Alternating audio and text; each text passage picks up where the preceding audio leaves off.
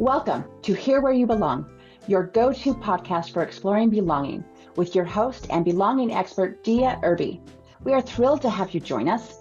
Together, we'll dive into the depths of what it means for each of us to find our own place in the world, whether it's within our communities, our relationships, or within ourselves. Today's episode is meant to inspire, uplift, and remind you that no matter where you are or where you're headed, you have a place where you truly belong. So grab a cozy spot and settle in. Welcome to Here Where You Belong. Hello, and welcome back to Here Where You Belong with Dia Irby, your host. I am, so excited to bring to you my guest today. Barbara Daoust is phenomenal. I've met her in person even, and she's real. She is a success mentor and business growth accelerator. And I just have to read her whole bio because I don't want to leave anything out of her amazingness. She's an acclaimed success coach, author of True Love, True Self, A Journey to Self-Love, and an inspirational speaker. She shows entrepreneurs, business owners, and individuals how to break through their fears, their limitations, and negative mindsets in order to achieve outstanding results in both their personal and professional lives. Whoa, who doesn't need that? She helps people learn how to rewire their brain so they can say goodbye to procrastination, perfectionism, and low self-esteem. We're going to talk more about that. She's the creator of the programs Act Your Way to Success and Your Genius Code Unlocked. She's also a certified Thinking into Results consultant with the Proctor Gallagher Institute. Barbara spent most of her career in theater arts, film, and television as a director, acting coach, writer, and producer. She now blends her 25 years of acting, directing, and writing experience, inspiring people to connect to their best version of themselves so that they can lead happy, productive, and fulfilled lives. Barbara's dream is to work with philanthropists who are helping communities make a dream come true using the success principles that she teaches. Wow. Welcome, Barbara. Do you have anything else you want to add to that? I'm just like amazed at how you delivered all of that. So I'm thinking, have you been an actress? Have you been on film? Because you should be. I have also been a playwright, producer, director, and yes, but I'm in Toastmasters, and we learned to communicate in Toastmasters as well. Yes. We did meet at a speakers conference. We did. And I do speak to, so yes. Yes. Anyway, so beautiful. Rewiring your brain and getting over procrastination. Let's dive into that. Yes. Tell us what you can. Yeah, absolutely. So the program that changed my life is a program that I now deliver to people, and it's called Thinking into Results. So what it really is a program that, and I didn't even know this until I took the program for myself. And once I did, I was able to double my practice, triple my income in less than a year. And that's because I learned how to rewire my brain and reprogram my mind. I really didn't understand the distinction between what's the difference between the brain and the mind. And once I learned how the mind functions versus the brain, then it started to make a lot more sense of how do I break up with my own programming. And what I do with people is I help them really go after a big goal, a big desire, a big dream. So I like to say, let's play a bigger game in order to discover the parts of yourself you've never met. So along the way, you get to meet what at one time was the unimaginable. So I have a lot of clients who say to me, I never would have imagined, I never would have imagined, I never would have imagined. But we need to go after something that scares the pants off of us and excites us at the same time that we really, really want to do and really, really love in our hearts, and have this dream. Because most dreams, right? Most people go to their grave with the dreams buried inside, and my mentor would say, people tiptoe through life safely, and carry their dreams with them to the graveyard. So I inspire people to look at the bigger picture. And then once they do that, what happens is things start to conspire, right? Because your thinking starts to change. Once you start to envision something that is bigger, better, more for yourself, then your thinking starts to change. Opportunities start to show up. People, places, events start to pop in. And then you get into a momentum. And then when you get into this momentum, what happens is all your paradigms, which a paradigm is your limited thinking, your belief systems, limited belief systems, and your positive, belief systems, your programming from your DNA, your heritage, your, ancestors and your parents and your teachers and your community and your culture. And then you get programmed. But when you start going after something you don't know how to do, it brings these limitations up to the conscious level so that then you can like shine the light on them and say, what am I going to do about this one? But I've got to do it differently. So I encourage everybody, you've got to do it differently. And a way that we do it differently is we repeat the new idea, the new dream over and over and over again until it becomes the new version, the new belief within you, so that you get to stand in this, new self and start to open up and expand. And once you start doing that, then you create what I really work on a lot with people, using my background as a director and acting coach and producer writer. I really work on self-image, because Dia, had I known at the time that I was working in the industry what I know now, I would have negotiated a whole lot more for my worth, right? So I've come to understand that, money's a reflection of our own self-worth and our value. And most people, myself included at that time, were living in fear-based consciousness. And the industry is really good at doing that. And so I discovered with people that their self-image is really what's limiting them. So my program, Act Your Way to Success, is really where you get to create the character, owning the parts of yourself that are really working for you, and then really looking at the parts that you, let's say, admire in somebody else. You can't admire those parts in somebody else unless they're already inside of you. And then once you start identifying that, you start growing that, and you start to really speak to yourself in, in positive, whether it's affirmations or statements or goals or intentions or desires. And really, you start to become more aware of the limitations you set up for yourself. But with this newfound awareness and this development of your new character in life, then you start stepping into the shoes one habit at a time. Whether it's the way you dress, whether it's the way you, the time you wake up in the morning, to what's the first activity of your day, to how you're eating, or how you're, really focused and organized, or how you're structured, whatever habits. And you start building the habits of a highly successful person when you start really directing and designing who it is that you're becoming. And then you start being it. So that's the acting piece that I help people become and identify the character they need to be. And then the big part of this program, there's a couple of other components, and that's getting through the terror barrier. Because as soon as you make a decision to go big, anxiety is going to just come flying in. And so I help people, I get them in groups. We meet weekly. There's videos that they have to watch every day. There's homework that they have to do every day. And through the repetition and then showing up on the call, holding each other accountable, we get through these terror barriers. We get through the paradigms that are keeping us the same and holding us in a program. And that's when your idea of here where you belong really comes in, because it's a community of like-minded people who hear you, support you, and encourage you, to get outside what you already know. So it's a mastermind, right? Because two minds are greater than one.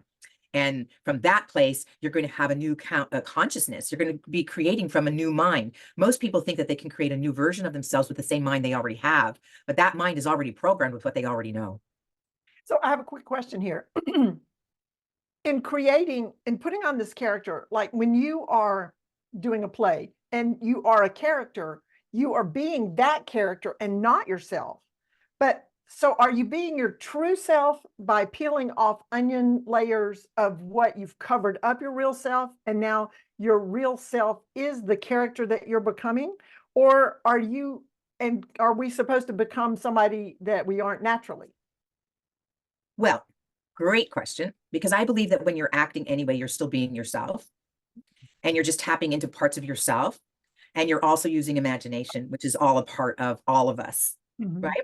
And so imagination is at the conscious level, and it's the subconscious that's controlling 95% of our behavior.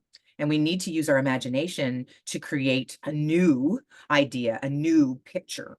And what's happening more often than not is we're lying to ourselves when we think we're being ourselves. Right? Because the smaller version of ourselves has us convinced that we're not enough. It has us convinced that we need to be critical. It has us convinced that, to judge ourselves, the inner critic, to beat ourselves up for not being perfect, right? So I like to say, which lie do you want to believe? Which version of you do you want to hang on to? Yeah, the one that's going to be successful, the one that allows you to fully be and do what your purpose is in being here.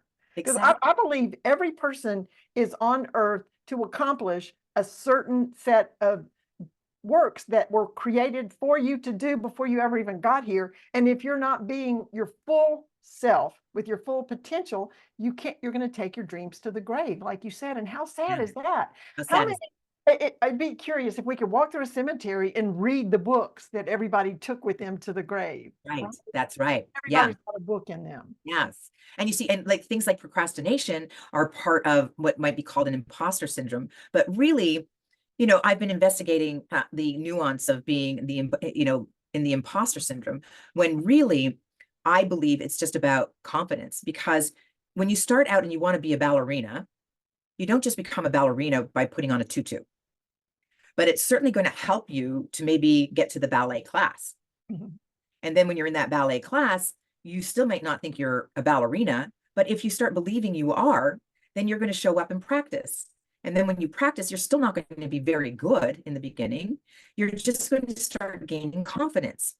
So we use imposter syndrome to say, I'm lying, I'm a fake, I'm a fraud, when really it's just because we're not stepping into the practice of becoming, by using the actions, by taking the actions that are necessary. Even in selling real estate, for the first people who come up as realtors and haven't sold their first house, what does it take? Most of them are in total fear, and so are clients in fear, right? And you're not a homeowner until you buy a home, but you can't keep saying I'm not a homeowner and buy a home.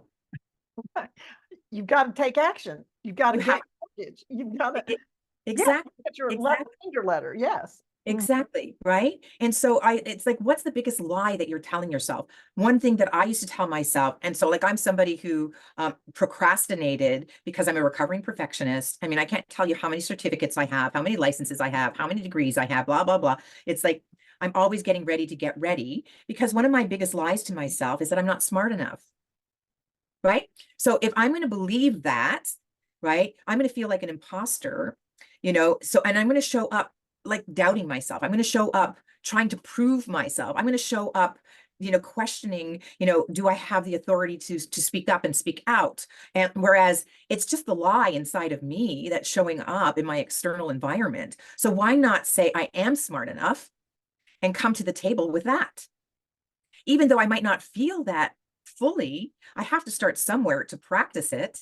And it might mean, okay, no more certificates, no more licenses. It's a decision. So everything is just a decision away, because every moment of our day, we're making decisions. And I really believe that our strongest power is to choose. I agree. You have to start with to decide. When I talk about your health, I have been on, I'm a foodaholic, no, and I've been on every program that's out there. And people say, well, what worked? And I said, the one I decided to do. First, you have to decide. Exactly. And then decide every time you reach in the cabinet or reach in the refrigerator, you decide. Exactly. Well, look at, and you're somebody with a lot of kids, right? And I believe that with parenting out there, we're doing a disservice to our kids by deciding for them. Because I can't tell you how many young kids I work with, like 18 to, or young adults, and their go-to is, I don't know. I don't know. I don't know. And I'm like, okay, the first thing in our process here is you're not allowed to say, I don't know. Because the parents oftentimes, not all, but more often than not, are making decisions for them. And it's the hardest thing for a parent to say to a 2-year-old, what do you want? Because they know it's going to take a long time, or it's going to be something that they can't give them. And so then they walk away from negotiation and teaching them a negotiation and just decide for them. And that really robs it starts to program the individual to believe what they believe through their experience, right? And that's where we're limiting our children. And then, the ability to make a decision. There's so many different factors of why we can make a good decision or not a good decision. There's so much involved. Absolutely. Let's go back to your mastermind, your group, because we want to focus on the belongingness of it. How do you create the atmosphere that helps people feel like they belong. And how does being part of that work better than one-on-one where they're not in a group setting? Yeah, that's a great question because in the beginning, I've been doing this now for 13 years. And in the beginning, I kept wondering why people kept coming back to the same program. I've got clients who have been doing the same program with me for 10 years. And it's the same program, right? But it's different every time because of the people in the group. Okay. Okay. But they keep coming back sometimes because they're attached to the people who are in the group and the people who are repeating, right? And in the beginning, I thought it was maybe codependency, but then I grew to understand that it was really accountability. And that the accountability was what was inspiring people to, get off the fence, take their foot off the brake, really be held accountable to what they said that they were going to do. So everybody shows up on the call sharing a win or success for the week. They have homework to do, and I put people in breakout rooms and they share their homework, and they know that if they don't have their homework done, they don't feel good. Doesn't mean that they're not allowed to come to the call. They can still come to the call, but they know that they don't feel good if they haven't applied themselves and are making excuses. So the next person that they're working with helps them with that just by mirroring for them that I did my homework, and then people come back in the group and we share, some really major takeaways and awarenesses and perceptions. And then I send them off with more homework and, and some reprogramming exercises and videos that they have to watch on a daily basis. So that repetition is involved to rewire the brain. Because to change a paradigm, you have to be illogical. Reading the same book over and over again is not what we've been taught to do, but it's essential if you're going to really absorb information to do it again and again and again. It's like I worked with Tara Lipinski, who's an Olympic figure skater champion, and I watched her on the rink, really motivate herself that triple locks fall down and back up again and down and back up again and down and back up again. Just the fortitude to know that to get it into her body didn't mean she had it to be perfect every time. It's just to be able to keep at it, the stick-to-itness. And we need support from a community of people for stick-to-itness. I used to think I could do it alone, and which meant I did everything all by myself. And by doing everything all by myself, it really leads to burnout. It really leads to, if something doesn't work, the automatic go-to is I'm a failure. I'm not worthy. I'm going to quit. I don't have it in me. Right. And so we're always like, one of our basic needs is recognition, and we do need a tribe. At the same time, the tribe can also, unless you're very selective about the tribe, right, or the community, if you're not selective, you might be that crab in the bucket that's trying to climb out of the bucket and all the crabs are pulling you back down. Right. You have to find your right group. So your group has two elements to it. It's accountability and acknowledgement. And those are both very important for us to feel like we belong. I've got so much more to talk, and we're going to be right back to hear more, like your greatest accomplishment. And yes, so stay tuned, people. We'll be right back.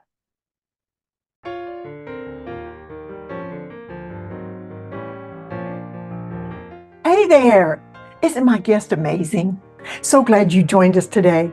In this world that often feels disconnected, building community and fostering belonging are essential. That's why I created this podcast, to bring inspiring people to you, to encourage you to create that sense of belonging and community, no matter where you are. If you're being blessed by my guest, and we have some more, like, subscribe, and share this podcast. You know who needs to hear this. Stay connected, stay true to yourself, and always remember, you belong. Now, back to our amazing guest.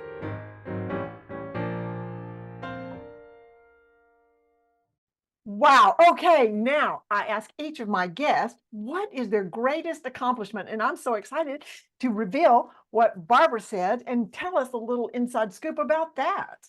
What is your greatest accomplishment? Oh my goodness. There are many. Okay. And so in my 20s, I founded a theater company, but I would say the biggest accomplishment of that was that I directed a show that ended up at the Kennedy Center. Wow, that is good. Yeah, so that was a big accomplishment. And then from there, I went to UCLA and got my master's, and received a lot of awards there for my directing. And then the next biggest accomplishment was working 10 years with the Olsen twins. Ooh, well, now there may be some people that listen to this that who are the Olsen twins. Right, right. I know, Yes. crazy, but go Yes, ahead. yes. Twins. So the Olsen twins were the most famous Hollywood children ever. And they were on Full House for, I believe it was 8 years, 9 years. And then I worked with them from the time that they were 7 until they were 17. So they went off to college at 17. And we worked on 22 videos together, which they made direct to TV movies. They made videos that, sold that were distributed outside of TV. And also they had these music videos. One of them I directed. I also directed their animated series. And I worked on 3 TV shows with them. I worked on their last season of Full House. I worked on 2 of a Kind. And I also worked on So Little Time. And I did work on a feature movie with them at, I might be getting them mixed up. There's 2 of a Kind. And there's something else that's very similar to that. There's so many names. And what happens in the process is that we start out with a name, the name changes, and then by the time it gets to the cover of the box, it's a different name.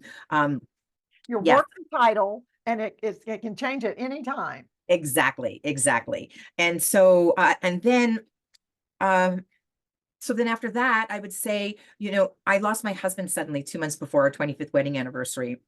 And I also had an acting academy, and that acting academy, I had it for 8 years here in Los Angeles. And out of that acting academy, a lot of my babies are now big TV stars and film stars. Ooh, yeah. Elizabeth Olsen, who was in the Marvel series, and she also played WandaVision. Aaron Paul on Breaking Bad, and Vanessa Hudgens for High School, from High School Musical. Yeah. And so all of these kids went through my classes at one time or another. And there's many more. But when I experienced the loss of my husband and several other, people, loved ones who passed, I just shut everything down, my private practice. I shut down my school. I shut down being in the business because the vulnerability was not the place to be, in this competitive environment. Did you have a community that you could go to for support? Not really. No, I didn't, because that community disappeared. Yes. Yes. Right. So that community, I often tell people that I used to have like 250 Christmas cards every year because of all the people that I knew in the entertainment business. And the year my husband passed, it dwindled to 25 cards. Well, so One. What is your takeaway on that belongingness of that community?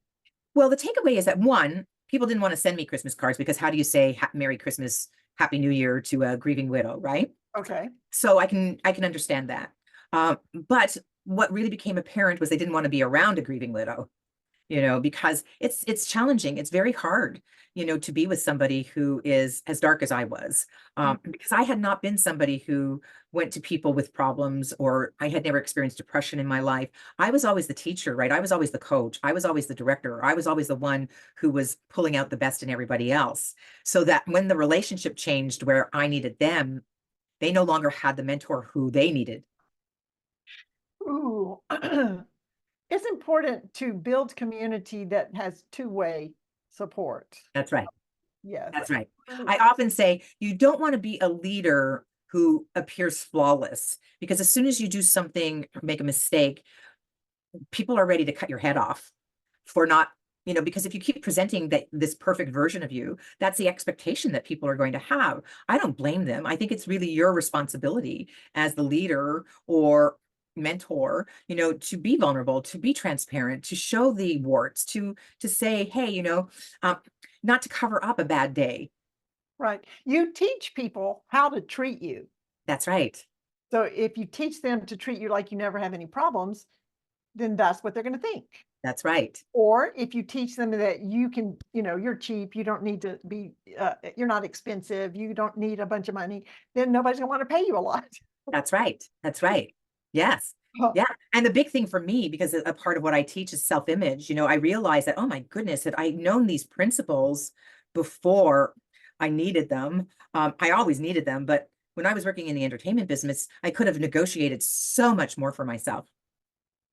Yes. I just didn't understand my worth. I didn't understand my value. I was helping everybody else achieve and succeed, but I didn't know how to ask for me. Mm, mm, mm. Yeah. Wow.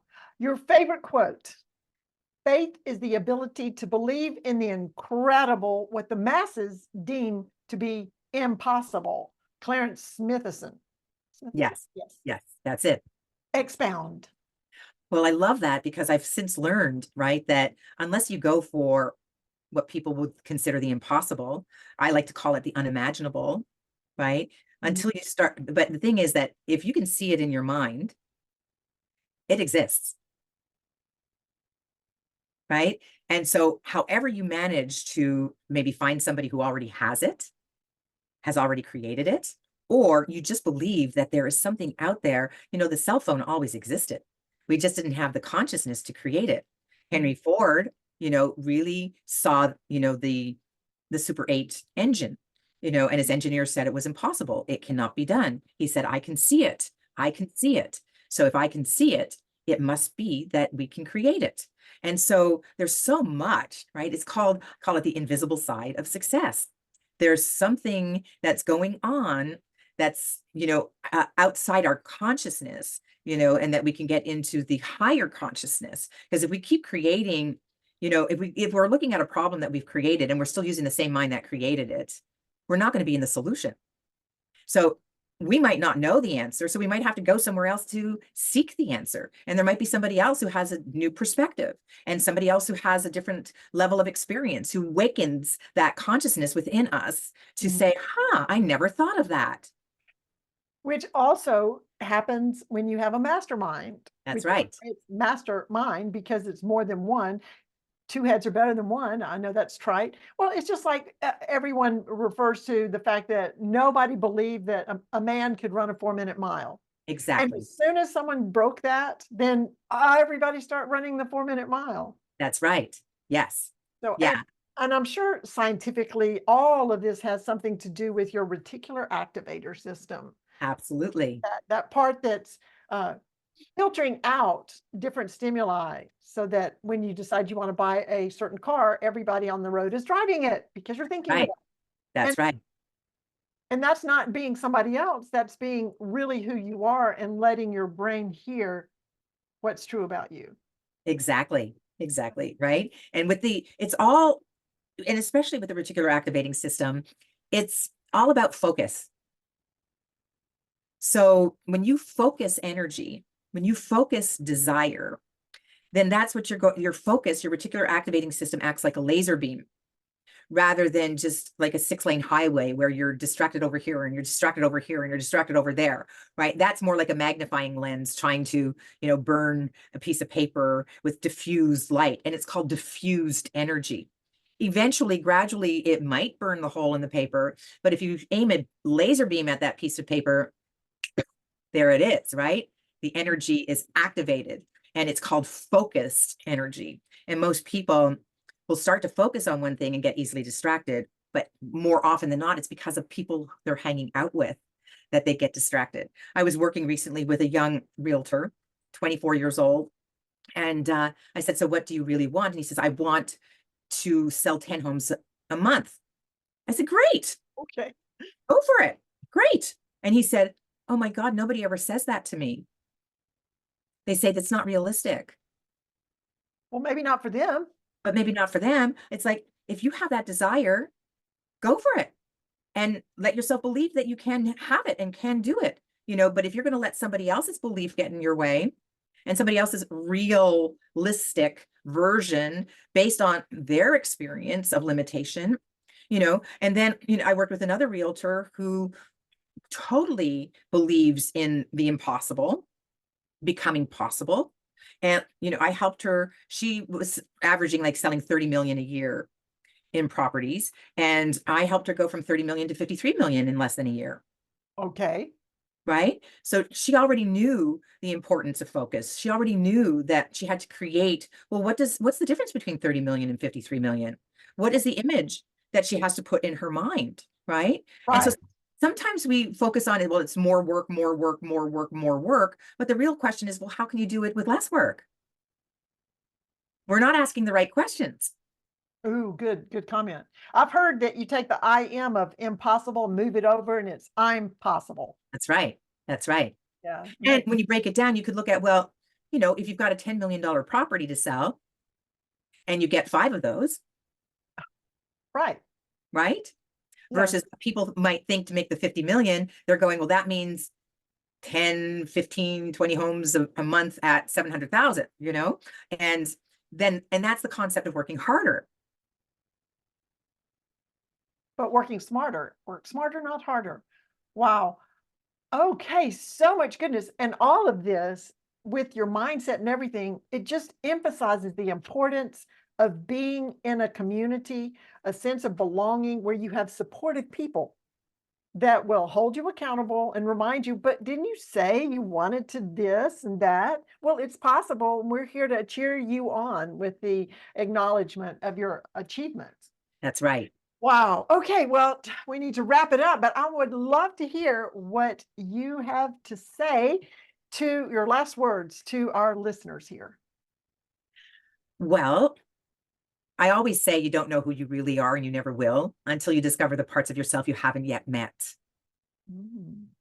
So who are you being and who are you becoming? And start with the fantasy of what that looks like and start building in the frequency, and resonance of who that person is, and to really create pattern interrupts for anything that is in fear, doubt, and worry. Because fear, doubt, and worry is to be expected. As soon as you go after something you really want and play a bigger game, and you want to be a peak performer and optimize your life, fear, doubt, and worry, whoosh, are going to rush right in. But expect it. It's okay. It's telling you you're going in the right direction. So highly successful people are comfortable with being uncomfortable. Mm. Yes. And they're willing to do what other people won't do to become what other people can't become. And Yes, if your goals and your imaginings are not big enough, are not scaring you to death, they're not that's big. right. That's right. Albert Gray, this is another great quote. He wrote a great article called The Common Denominator of Success. Really hit me. And at first I was disturbed by it. But he says that highly successful people form the habit of doing things that failures don't want to do. So oftentimes I say to myself, I might not want to do it, but am I willing to do it? I may not want to walk up to somebody and say, I could help you, if you're interested, but I'm willing to do it because I'm in their result. I'm in their better outcome that they can't see. It's not comfortable. I don't want to, but I'm willing to. And part of the reason you're willing to is because you see that you can bring success to them. And Absolutely. that not bring, if we focus on other people and how we can help them, it does help some to give us that bravery that I know I can Yeah. help you. But Yes. then, of course, you have to get to the point where you know that you can help them, which That's is right. rewiring your brain. Oh my goodness. Barbara, we could go on forever. So we just might have to do this again sometime. Yes. But Thank you. thank you so much for sharing everything you did. And I know you listeners out there have learned something new. And I will put in the comments with this video how to get in touch with you. But go ahead and tell us again the best way to find you if someone's looking for you. Sure. They can go to my website and they can also book a session. I have sessions called Play a Bigger Game, and they're complimentary. So I chat with people to see if they're a good fit and if they really want to play that bigger game, as well as they can go to the code to success.com, and they can download a success script where they write out a life vision and get in touch with the emotions, because really the missing link, Dia, it's not the intellect that creates, it's the emotional mind that creates. And if you're not feeling your desire, you're not going to move into the action that's necessary for you to get to the next level. Oh, perfect. Perfect. And your ideal client is? I work with entrepreneurs who are frustrated with under earning and want to get next level results. Love it. So that could be a therapist, a lawyer. I work with a lot of financial advisors, and people who have businesses that they want to take to that they can't break through their ceiling, and they're really frustrated with, that limitation. I love it. I love it. Thank you again for joining us. Thank you for And having me. I would love for y'all to remember out there to stay connected, stay true to yourself, and remember you always belong. This is Dia Irby with Here Where You Belong. Until next time, bye now.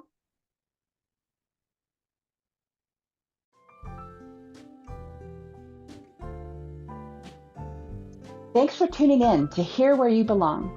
We hope today's episode has inspired you to embrace the beauty of belonging in your own life. Remember, no matter where you are or where you're headed, you have a place where you truly belong. Join us again next time for more insightful conversations and heartwarming stories. Until then, stay connected, stay true to yourself, and always remember that you belong.